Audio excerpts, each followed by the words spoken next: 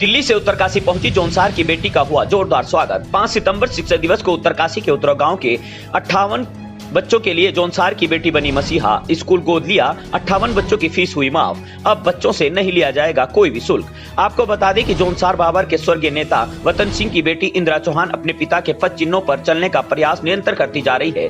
पहले जौनसार के नागठाट में स्थित शिशु मंदिर स्कूल को गोद लिया और अब उत्तरकाशी के दूर क्षेत्र उत्तरा गाँव विकासखंड भटवाड़ी में भी आदि शंकराचार्य शिक्षण संस्थान जूनियर हाई स्कूल को गोद लिया है, जिसमें अध्ययनरत छात्र छात्राएं अपनी शुल्क पढ़ाई कर पाएंगे। इंदिरा चौहान जैसे ही उत्तरकाशी के विकासखंड भटवाड़ी में पहुंची तो क्षेत्रीय लोगों में खासा उत्साह देखने को मिला। ढोल नगाड़ों के साथ जौनसार की बेटी का स्वागत किया गया। वहीं शिक्षक दिवस पर बच्चों के द्वारा रंगारंग कार्यक्रम की प्रस्तुति भी दी गई।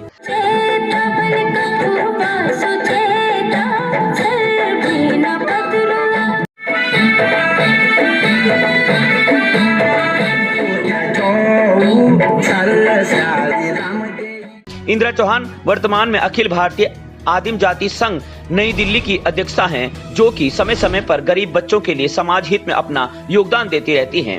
उत्तरकाशी में गोद लिए गए स्कूल के छात्रों को निःशुल्क पढ़ाई के साथ साथ स्कूल के समस्त स्टाफ का खर्च भी इंदिरा चौहान के द्वारा उठाया जाएगा। उत्तराखंड समाचार को मेरा नमस्कार। यहाँ पर आने का मेन उद्देश्य भाई रावत जी हैं, इन्हीं की वजह से मैं आज यहाँ तक पहुँची हूँ।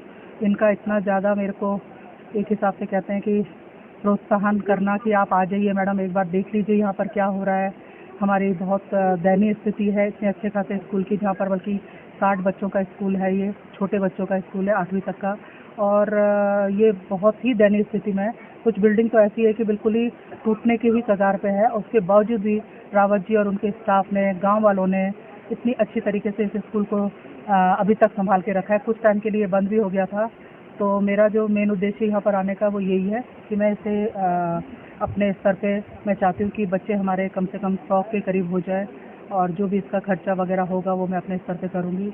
और एक और ये जुड़ जाएगा मेरे क्रम में, स्कूल के गोद लेने के क्रम में, ताकि ये स्कूल और अच्छी तरीके से चले और बच्चे यहाँ पर खूब अच्छा पढ़ें।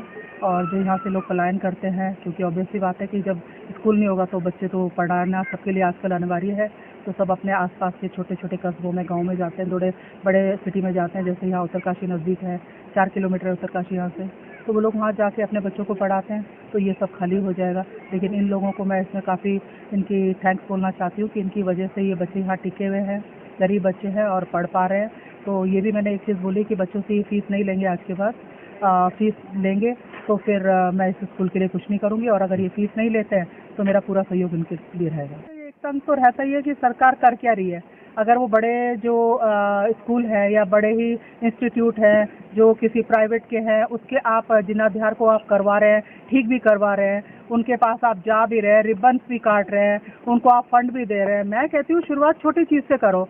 जब आप जड़ें मजबूत करोगे अपनी, जो आपके छोटे बच्चे हैं ये आज आगे चल के पूरे नागरिक बनेंगे देश के। जब ये पढ़े लिखे होंगे तभी तो आप आगे कुछ कर पाएंगे। हमारा पूरा समाज शिक्षित होगा तभी ये बच्चे और अच्छी तरह से अपनी लाइफ स्टाइल जी पाएंगे।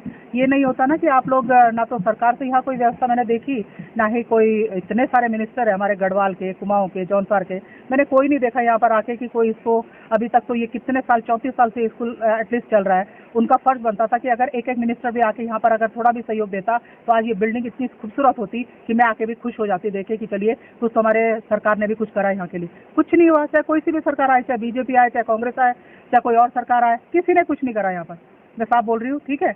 और मैं उनसे उम्मीद करती हूँ, आने वाले टाइम पे सरकार से भी सहयोग की उम्मीद करती हूँ कि इस स्कूल को, जो कि ये शंकराचार्य जूनियर स्कूल के नाम से है, यहाँ पर उत्तरकाशी से 4 किलोमीटर आगे उत्तरा गांव में, तो अगर वो चाहे तो इसका जीर्णोद्धार कर सकते हैं।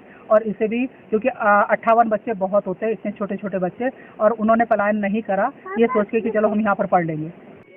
जी, जैसे कि आज 5 सितंबर को शिक्षक दिवस होता था मुझे भारत में, तो हमारा ये कार्यक्रम तो होना ही था, किंतु हमारे इस कार्यक्रम में आज तक हमने कोई चीफ गेस्ट नहीं बुलाया।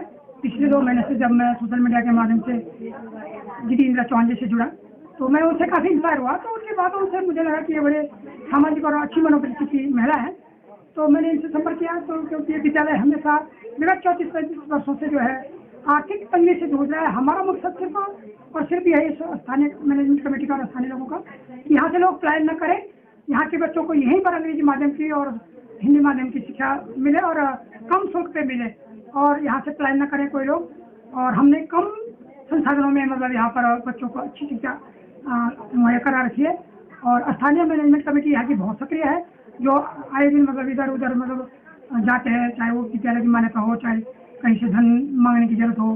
तो हम लोगों का मकसद ये नहीं कि कोई हमको लाखों दे, पर जो सामर्थ्यवान है उससे थोड़ा सा उम्मीद लगाते। तो अब मेरी ये उम्मीद है दीदी जी से, ये उनको यहाँ तक बुलाने का मेरा मेन मकसद ये था कि अगर वो कुछ कर सके अपने स्तर से तो क्यों ना हम उनको एक चीज दें। मेरा तो इच्छा ये भी थी कि वो विजिट करें हमारे विद्यालय की A to Z, उसमें हमारा चाहे वो आयुर्वेद से संबंधित हो कि भाई कहीं ऐसा तो नहीं कि छुपा रहे हैं इनकम को अपना।